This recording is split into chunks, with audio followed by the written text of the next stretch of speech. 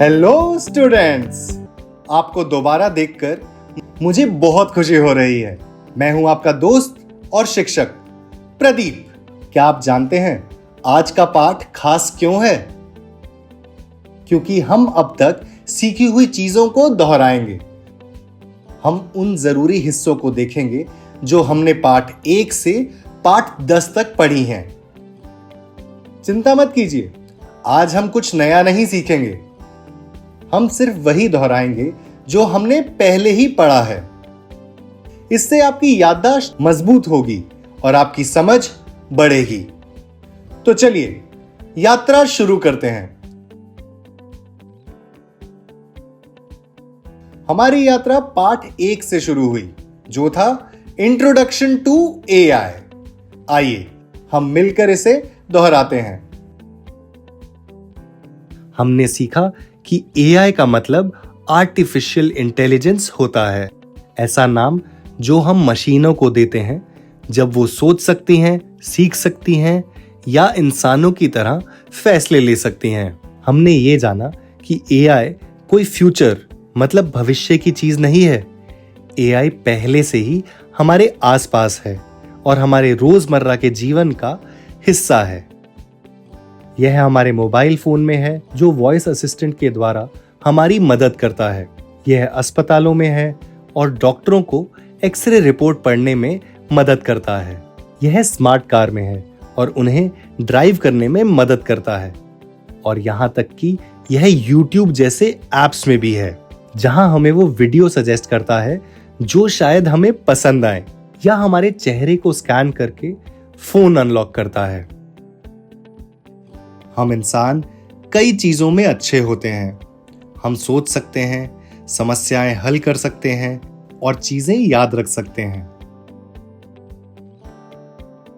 पर हम परफेक्ट नहीं हैं। और अगर बहुत सारे काम हो तो हम सब कुछ एक साथ नहीं कर सकते। तो लोगों ने सोचा, क्या हम एक ऐसी मशीन बना सकते हैं जो हमारी मदद कर सके? और इसीलिए एआई का जन्म हुआ। एक ऐसी मशीन जो सोच सके और सीख सके। एक ऐसी मशीन जो निर्णय लेने में हमारी मदद कर सके। एक ऐसी मशीन जो एक ही काम को बार बार कर सके, बिना ऊबे और बिना थके।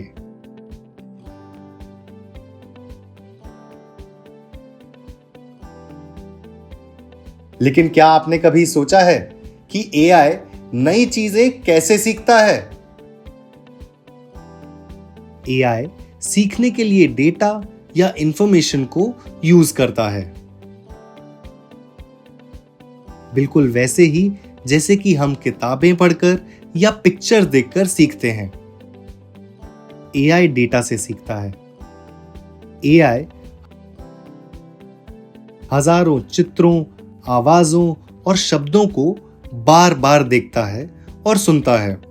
और धीरे धीरे समय के साथ एआई ध्यान देना शुरू करता है कि इन सब में एक जैसी कॉमन या सामान्य चीज क्या है, बिल्कुल वैसे ही जैसे हम करते हैं।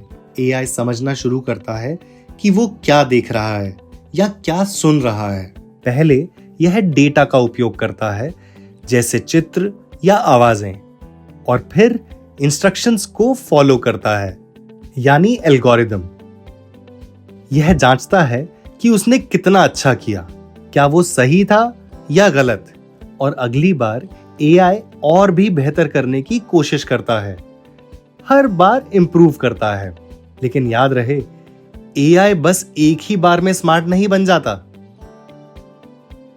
इसके लिए इसे कई चीजों को ट्राई करना पड़ता है। जैसे जब भी हम कुछ नया सीखते हैं तो उसमें थोड़ा सा समय लगता है, उसमें थोड़ी प्रैक्टिस और थोड़े धैर्य की जरूरत पड़ती है। अब हम पाठ 2 की ओर बढ़ते हैं, history and types of AI. इस पाठ में हमने देखा कि एआई या आर्टिफिशियल इंटेलिजेंस साल दर साल कैसे बदला। पुराने समय में लोग जादुई मशीनों के सपने देखते थे, ऐसी मशीनें जो सोच सकती थी। यहीं से एआई का विचार शुरू हुआ। वर्ष 1950 में एलन ट्यूरिंग ने पूछा, क्या मशीनें सोच सकती हैं, और बनाया ट्यूरिंग टेस्ट। ये ऐसे काम करता है। कल्पना करो, तुम दो लोगों से बात कर रहे हो। एक इंसान है और दूसरा रोबोट, लेकिन तुम्हें नहीं पता कि दोनों में से कौन इंसान है और कौन रोबोट। दोनों से बात करने के बाद अगर तुम नहीं पहचान पाए कि रोबोट कौन है, तो रोबोट ने परीक्षा पास कर ली है। उस रोबोट को बुद्धिमान माना जाएगा, वैसे जैसे इंसान होते हैं। यह परीक्षण एआई की दुनिया में पहला बड़ा कदम था। 1956 में वैज्ञानिकों ने इस सपने को नाम दिया आर्टिफिशियल इंटेलिजेंस। एआई ने एक धीमा समय देखा जिसे एआई विंटर कहा गया। लेकिन वर्ष 1997 में जब एक कंप्यूटर डीप ब्लू ने एक शतरंज चैंपियन को हरा दिया, तो यह कुछ नया था। सन 2000 तक चीजें तेजी से बदल गईं। कंप्यूटर तेज हो गए और साथ ही सस्ते भी। इंटरनेट बढ़ा, जिससे बहुत सारा डेटा बना, जिससे एआई को और ज्यादा सीखने में मदद मिल सकती थी। सन 2011 में वॉटसन नाम के एआई ने एक टीवी क्विज शो जीता जिसका नाम था जियोपार्डी। वॉटसन ने बिल्कुल इंसानों की तरह सवालों के जवाब देकर शो जीत लिया। सन 2017 में गूगल के वैज्ञानिकों ने एक चीज बनाई जिसे ट्रांसफॉर्मर कहा गया। ट्रांसफॉर्मर स्मार्ट सहायकों की तरह होते हैं जो हर शब्द ध्यान से सुनते हैं ताकि समझ सकें कि हम क्या कह रहे हैं। बिल्कुल वैसे ही जैसे हम एक दूसरे को सुनते हैं जब हम बात करते हैं। इससे एआई हमारी भाषा समझने में काफी बेहतर हुआ। कैसे हम बोलते हैं, कैसे लिखते हैं और कैसे बात करते हैं। अब तक एआई हमारे संदेश पढ़ भी सकता था और जवाब भी दे सकता था, बिल्कुल हमारी तरह। फिर सन 2018 में ओपन एआई ने जीपीटी बनाया, एक रोबोट दिमाग जो कविताएं, कहानियां और चुटकुले लिख सकता था। और फिर सन 2022 में आया चैट जीपीटी नाम का एआई, वह एआई जिससे तुम बातें कर सकते हो, जो समझ सकता है और जो सुन सकता है, बिल्कुल वैसे ही जैसे आप अभी मुझे सुन रहे हैं। आज एआई हर जगह है, आपके फोन में, यूट्यूब, गूगल मैप्स और यहां तक कि अस्पतालों में भी।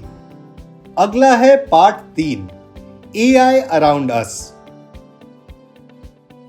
इस चैप्टर में हमने देखा कि एआई अब ज्यादा दूर नहीं है, बल्कि यह हमारी रोजमर्रा की जिंदगी का हिस्सा है। आइए इसे एक साथ दोहराते हैं। इस पार्ट में हमने सीखा कि एआई पहले से ही हमारे आसपास है और हमारे जीवन को आसान बना रहा है। एआई हमारी दुनिया को देखकर, सुनकर, पढ़कर समझ सकता है और निर्णय लेकर हमारी दुनिया का हिस्सा बन सकता है। एआई की सबसे बड़ी ताकत उसकी यह क्षमता है कि वह भारी मात्रा में डेटा को बहुत तेजी से पढ़ सकता है, फिर चाहे वो हर पल बदल ही क्यों ना रहा हो। हमने ये भी बात की कि हमारे फोन में मौजूद एआई आसमान में मौजूद खास मददगारों से कैसे बात करता है, जिन्हें सैटेलाइट कहते हैं। उनकी मदद से ये हमें हमारी मंजिल तक सबसे छोटा और सबसे तेज रास्ता बता पाता है। अपनी इस ताकत की मदद से एआई हमें रास्ता दिखाने, मौसम का पूर्वानुमान, गूगल सर्च करने और ट्रेन का समय बदलने की जानकारी देने में भी मदद करता है अगर कोई ट्रेन लेट हो जाए तो। हमने देखा कि एआई हर तरीके की मदद करने वाला एक निजी सहायक है। यह पौधों की बीमारियों को सही और जल्दी पहचान कर किसानों की मदद करता है। यह सुनिश्चित करता है कि ऑनलाइन भुगतान के दौरान हमारा पैसा सुरक्षित रहे। हर बार हमारा चेहरा पहचान कर यह हमारे फोन की रखवाली करता है।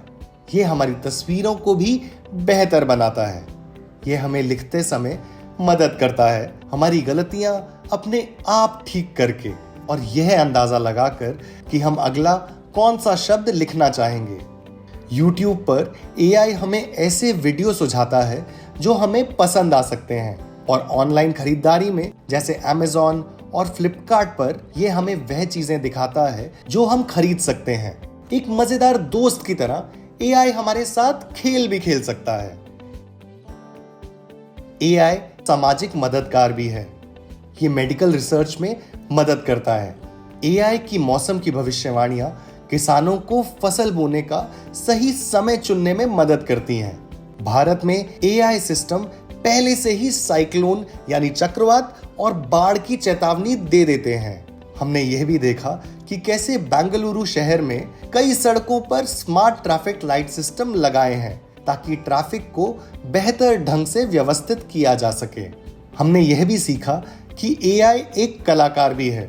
यह चित्र, तस्वीरें, छोटे वीडियो, गाने, कविताएं और कहानियां, यहां तक कि कार्टून और कॉमिक किताबें भी बना सकता है।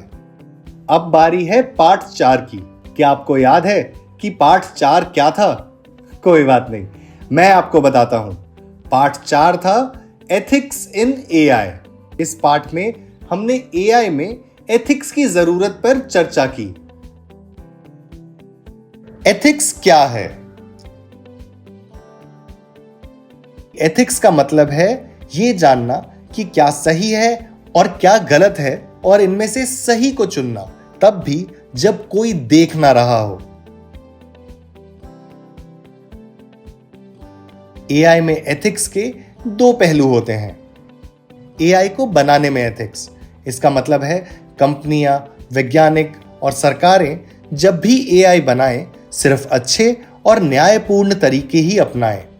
AI के काम करने में एथिक्स, इसका मतलब है कि जब आपके और मेरे जैसे लोग AI का इस्तेमाल करें, तब AI को ऐसे निर्णय लेने चाहिए जो सबके लिए अच्छे और न्यायपूर्ण हो। हमने देखा कि AI में एथिक्स क्यों जरूरी हैं, क्योंकि AI हर जगह है। मैप्स में, YouTube में, खेती में, अस्पतालों में और यहां तक कि स्कूलों में भी। अगर ये छोटी मोटी बातों में गलती करे, जैसे कोई उबाऊ फिल्म का सुझाव दे दे, तो कोई बहुत बड़ी दिक्कत की बात नहीं है। लेकिन बड़ी और महत्वपूर्ण बातों में, जैसे दवाई के मामले में, या अगर सेल्फ ड्राइविंग कारों के बारे में बात करें, तो AI के एक गलत निर्णय से कई लोगों को नुकसान पहुंच सकता है।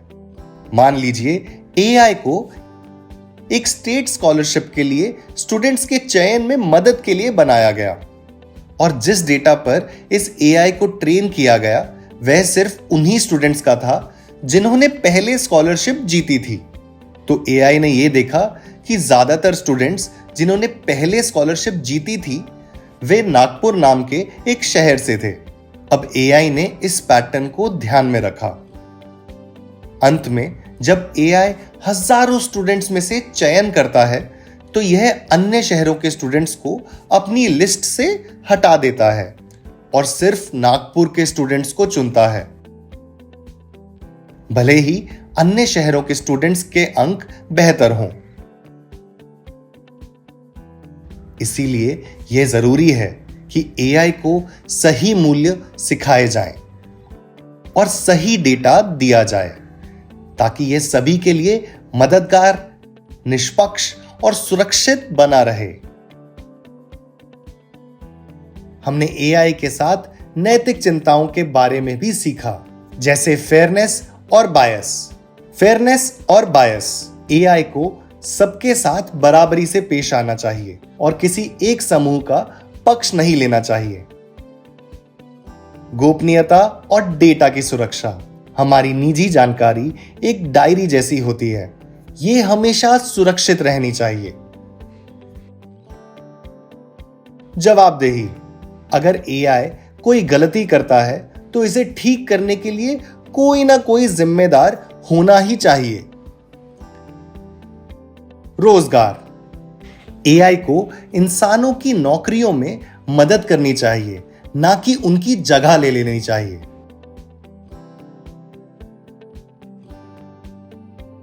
Miss information. एआई को गलत कहानियां, तस्वीरें या वीडियो नहीं फैलाना चाहिए। फिर हमने देखा एआई को कैसे नैतिक बनाया जा सकता है। स्पष्ट नियम बनाकर, संतुलित डेटा से ट्रेनिंग देकर, ध्यान से टेस्टिंग कर कर और समय समय पर अपडेट कर कर। हमने लुसियानो फ्लोरिदी के 5 सिद्धांतों के बारे में भी सीखा। अच्छा करो, नुकसान मत पहुंचाओ, ऑटोनॉमी का सम्मान करो, न्याय का साथ दो और पारदर्शी रहो।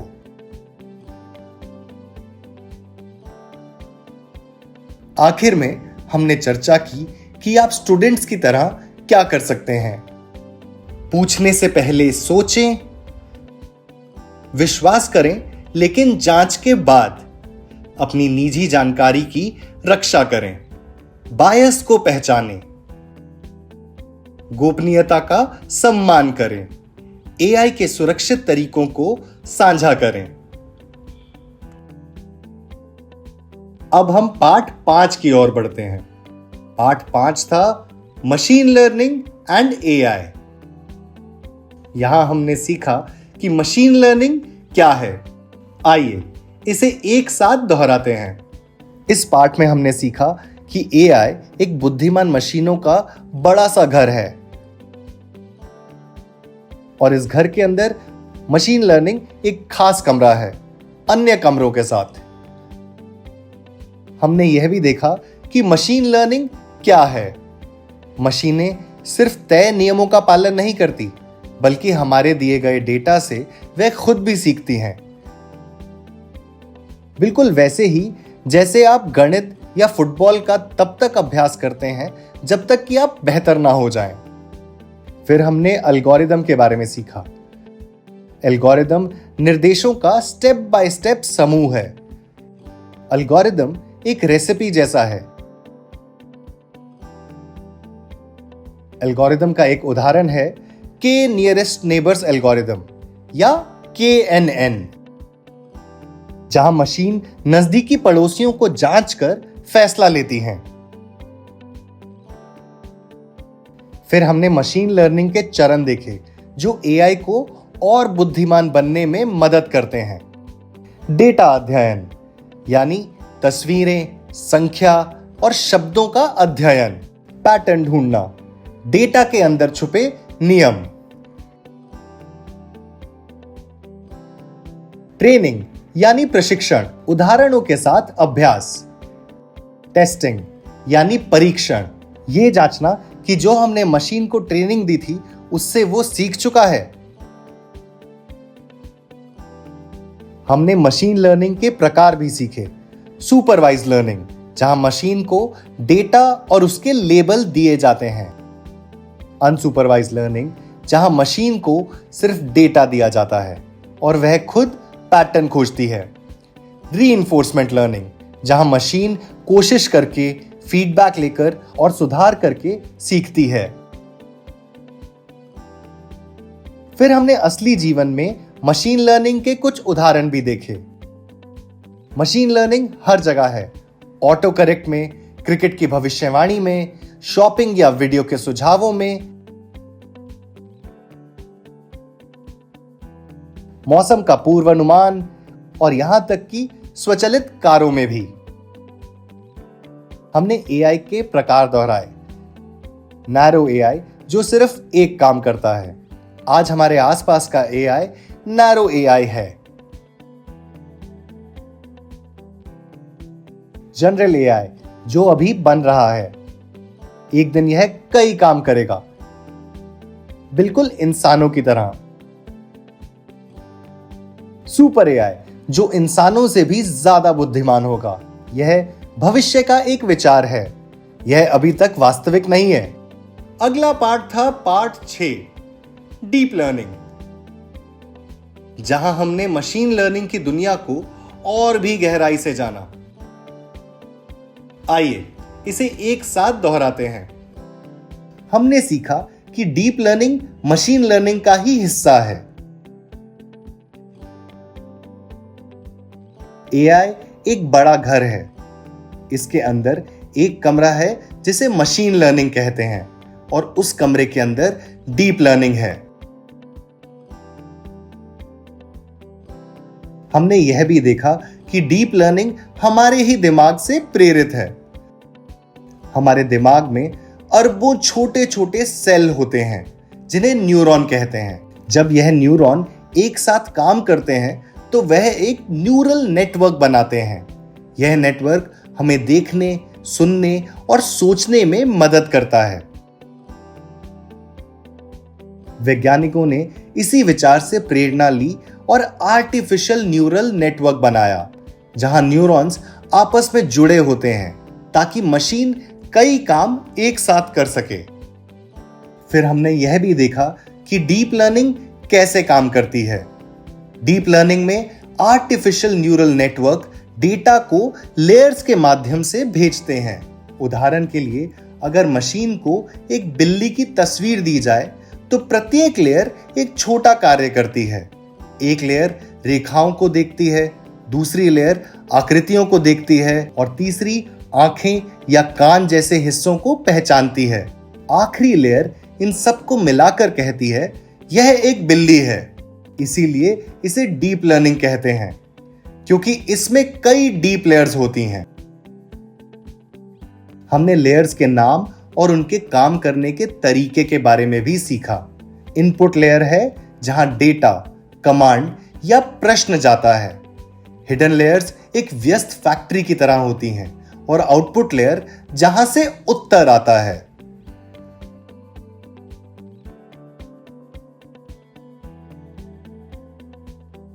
हमने यह भी सीखा कि हिडन लेयर्स नेटवर्क के अंदर छिपी होती हैं और हम उन्हें देख नहीं सकते, बिल्कुल वैसे ही जैसे हम अपने दिमाग के अंदर नहीं देख सकते। फिर हमने देखा कि गूगल ट्रांसलेट में ये लेयर्स कैसे काम करती हैं। यह लेयर्स दोस्तों की एक टीम की तरह है। एक वाक्य को काटता है, एक अर्थ को खोजता है, एक व्याकरण ठीक करता है, एक पूरे वाक्य को ध्यान से देखता है और एक अंतिम उत्तर देता है।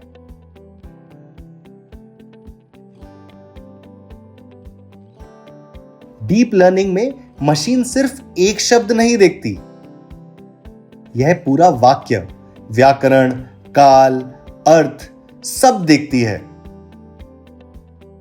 इसीलिए यह बड़ी और जटिल समस्याएं भी सुलझा सकती है जो पुराने और सरल एआई नहीं कर सकते थे। हमने डीप लर्निंग के कुछ रोचक उदाहरण भी देखे जो हमारे आसपास हैं, जैसे हमारे फोन और कंप्यूटर पर गूगल ट्रांसलेट या यूट्यूब रिकमेंडेशन। स्वचालित कार। सरकार द्वारा उपयोग किए जाने वाले मौसम पूर्वानुमान सिस्टम और गूगल वॉइस सर्च जिसका हम रोजाना उपयोग करते हैं। अब बारी है पार्ट 7 की, जो था रोल ऑफ डेटा। इस पार्ट में हमने एआई में डेटा की भूमिका के बारे में सीखा। हमने सीखा कि कैसे डेटा एआई का दिल है।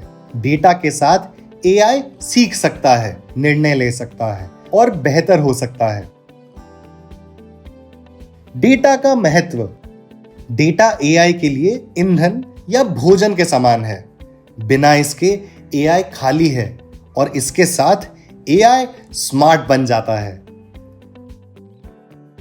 फिर हमने देखा कि डेटा किस प्रकार निर्णयों को निर्देशित करता है। मौसम पूर्वानुमान एआई केवल तभी बारिश की भविष्यवाणी कर सकता है जब पिछले मौसम का डेटा सही हो। ट्रांसलेशन एआई वाक्यों का सही अनुवाद तभी कर सकता है जब इसे सटीक भाषा के डेटा के साथ ट्रेन किया गया हो। गोल्डन रूल यह है कि अच्छा डेटा अच्छे निर्णय देता है और बुरा डेटा बुरे निर्णय। फिर हमने डेटा के प्रकार देखे। स्ट्रक्चर्ड डेटा जो साफ और व्यवस्थित होता है, जैसे टाइम टेबल और मार्कशीट, और आसानी से एआई द्वारा प्रोसेस किया जा सकता है। अनस्ट्रक्चर्ड डेटा गंदा, उलझा हुआ लेकिन शक्तिशाली, जैसे तस्वीरें, वीडियो और आवाजें। एआई को सीखने से पहले इसे तैयार करना होता है।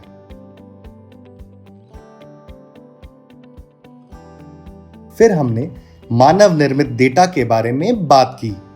यह वह डेटा है जो हम रोज बनाते हैं जब हम फोन या कंप्यूटर का इस्तेमाल करते हैं, जैसे जब हम कुछ सर्च करते हैं, सोशल मीडिया पर पोस्ट करते हैं, तस्वीर खींचते हैं, गेम खेलते हैं या व्हाट्सएप संदेश भेजते हैं, तो हम नया डेटा बना रहे होते हैं। समय के साथ मानव निर्मित डेटा की मदद से एआई ये पहचानने लगता है कि हमें क्या अधिक पसंद है। यह हमारा मन नहीं पड़ता, यह केवल उन कार्यों में पैटर्न खोज लेता है जो हम बार बार करते हैं। हम अगला क्या पसंद कर सकते हैं इसकी भविष्यवाणी करता है और हमारी मदद करने की कोशिश करता है। मशीन निर्मित डेटा, यह वह डेटा है जिसे मशीनें स्वयं बनाती हैं। उदाहरण के लिए एक स्मार्ट वॉच गिनती करती है कि आप कितने कदम चले। एक ट्रैफिक कैमरा रिकॉर्ड करता है कि कितनी कारें सड़क से गुजरती हैं। एक सैटेलाइट ट्रैफिक को देखती है और हमें दिशा बताने के लिए गूगल मैप्स के लिए डेटा बनाती है। मशीनें लगातार चुपचाप डेटा बना रही होती हैं। वह यह सब बिना हमारे कुछ लिखे या क्लिक किए करती हैं। यह मशीन डेटा एआई की यह जानने में मदद करता है कि अभी क्या हो रहा है और तुरंत अपडेटेड उत्तर देता है।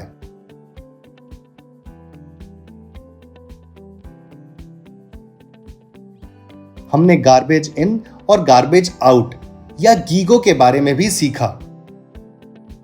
इसका मतलब अगर हम एआई को खराब डेटा देते हैं तो यह हमें खराब उत्तर ही देगा। फिर हमने यह भी देखा कि अच्छा डेटा कैसा होता है। अच्छा डेटा उच्च गुणवत्ता का होना चाहिए, यह पर्याप्त मात्रा में होना चाहिए, यह साफ सुथरा होना चाहिए। हमने यह भी सीखा कि डेटा प्रिपरेशन क्या होती है। एआई के उपयोग से पहले डेटा का क्लीन्ड, ऑर्गेनाइज्ड, लेबल्ड, ट्रांसफॉर्म्ड और कंबाइंड होना जरूरी होता है।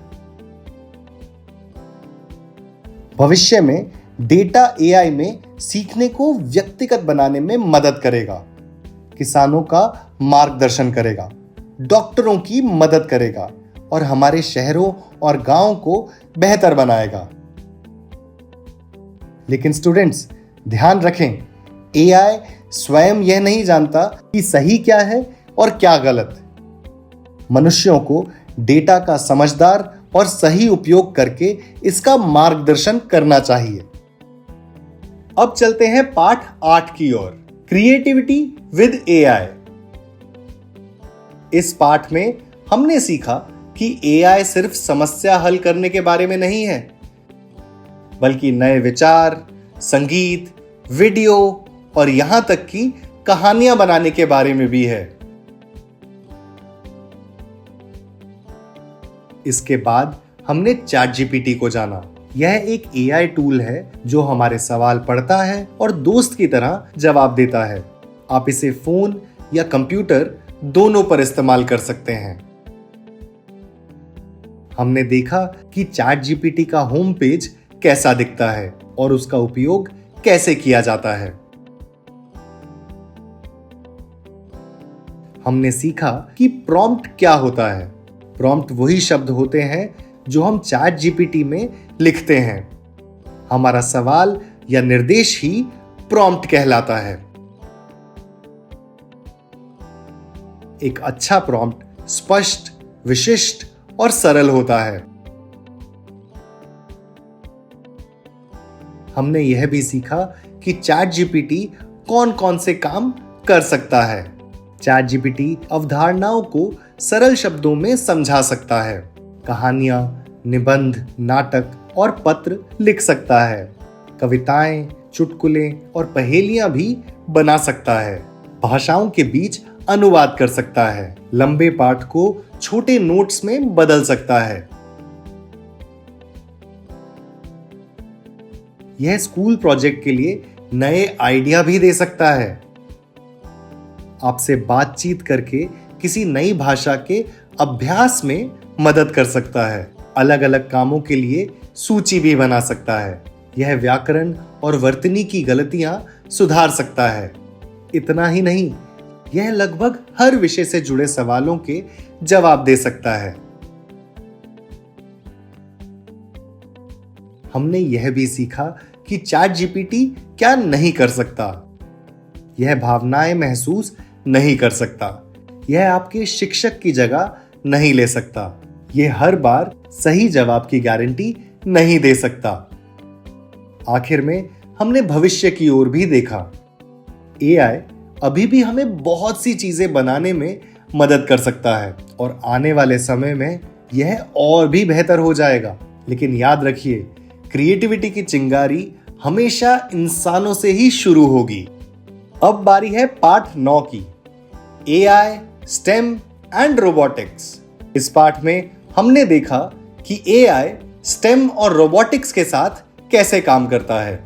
हमने शुरुआत की स्टेम से, एस यानी साइंस, टी यानी टेक्नोलॉजी, ई यानी इंजीनियरिंग और एम यानी मैथमेटिक्स।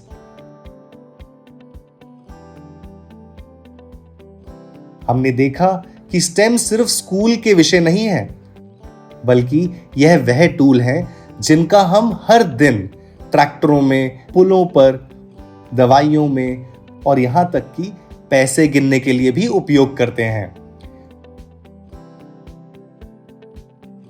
फिर हमने सीखा कि एआई स्टेम का उपयोग कैसे करता है। हमारे दिमाग की तरह एआई भी साइंस से आइडिया लेता है। टेक्नोलॉजी के साथ काम करता है, जैसे एप्स, बारकोड और भाषाओं का अनुवाद।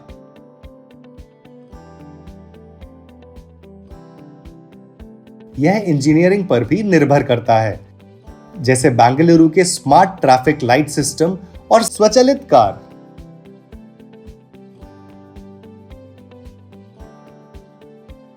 और इसे मैथमेटिक्स की भी जरूरत होती है ताकि पैटर्न पहचान सके और आने वाले कल के मौसम जैसी चीजों का अनुमान लगा सके। फिर हमारी मुलाकात रोबोटिक्स से हुई। एआई वह दिमाग है जो सोचता है और रोबोट हाथ और शरीर हैं जो चल सकते हैं और काम कर सकते हैं।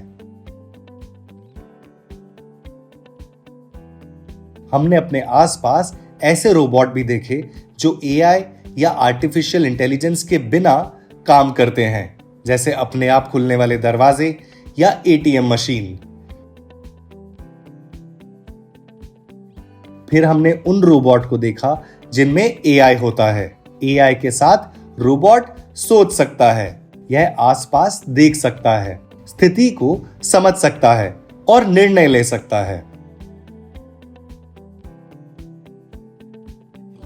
हमने सफाई करने वाले रोबोट, ड्रोन, गोदाम में रोबोट, सर्जिकल रोबोट और यहां तक कि स्वचालित कार भी देखी।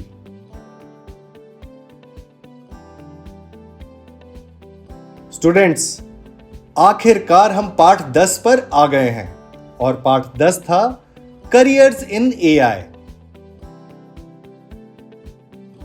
इस पार्ट में हमने देखा कि करियर क्या होता है,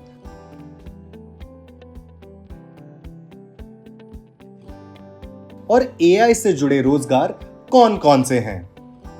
आइए इसे एक साथ दोहराते हैं। सबसे पहले हमने देखा कि एआई हर क्षेत्र में प्रवेश कर रहा है। इसीलिए एआई से जुड़े करियर बहुत तेजी से बढ़ रहे हैं। फिर हमने एआई में करियर के 4 प्रकारों के बारे में सीखा। AI creators, AI users, AI support roles और एआई टीचर्स। हमने सीखा कि एआई क्रिएटर्स एआई बनाते हैं, एआई यूजर्स एआई का दैनिक जीवन में उपयोग करते हैं, एआई सपोर्ट रोल्स एआई की जांच और मार्गदर्शन करते हैं और एआई टीचर्स एआई को लोगों के और करीब लाते हैं। चारों ही महत्वपूर्ण हैं।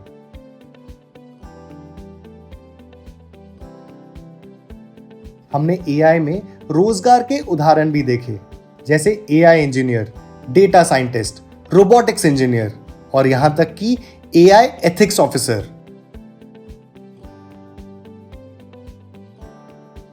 और अंत में हमने देखा कि आप जैसे स्टूडेंट्स एआई में करियर कैसे बना सकते हैं। हमने 5 स्टेप देखे। पहला स्टेप स्कूल में सीखना, दूसरा स्टेप सही कोर्स या ट्रेनिंग चुनना, तीसरा स्टेप देखकर और अभ्यास करके सीखना, चौथा स्टेप एआई की दुनिया में काम शुरू करना और 5वां स्टेप सीखते रहना, क्योंकि एआई की दुनिया तेजी से बदल रही है और सीखने के लिए हमेशा कुछ नया होता है।